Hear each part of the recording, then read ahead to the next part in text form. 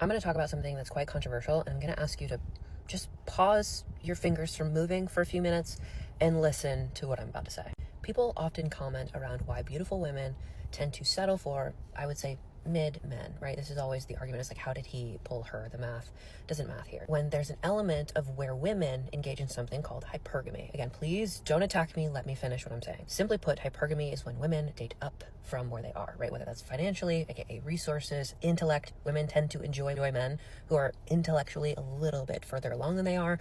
This is why when we look at divorce rates based on intelligence, aka what level of degree achievement a woman has, it increases significantly if she's college educated. And then you get master's and then you get doctorate level, and those divorce rates tend to be higher. This is not a conscious choice. This is a subconscious evolutionary driver. Personally, I am fascinated with evolutionary psychology, okay? My biases, my objectivity, my opinions on men and women in general tend to stem a lot from that evidence of scope, okay?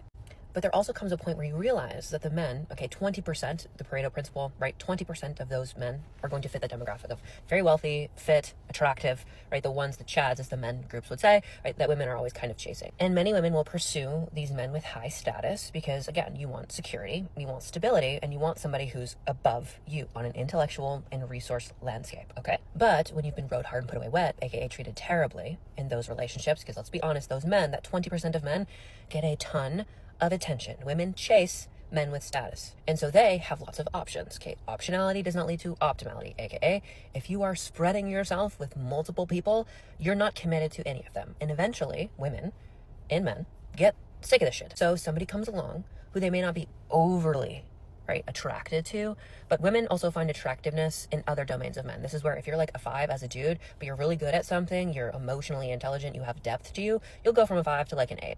And because he treats her so well, right, she's like, I love being attended to in this way by this man. Even though he's not this, I'm happy, I'm peaceful, I feel safe, I'm secure here. He's not doing some fuckery. There's no fuckery afoot. And so they stay in those relationships because they're treated much better than by this douche canoe all the way up here.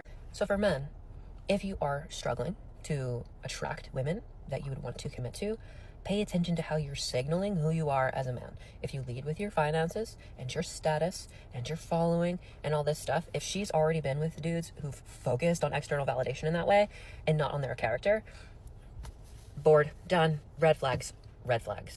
And if you're a woman who's chasing the 20% of men who fit that concept, you may end up disappointed. Now, I don't believe that all men are trash. I just don't like groupthink, putting a group of people, categorizing them, and then throwing them into a bucket like all of them are this way.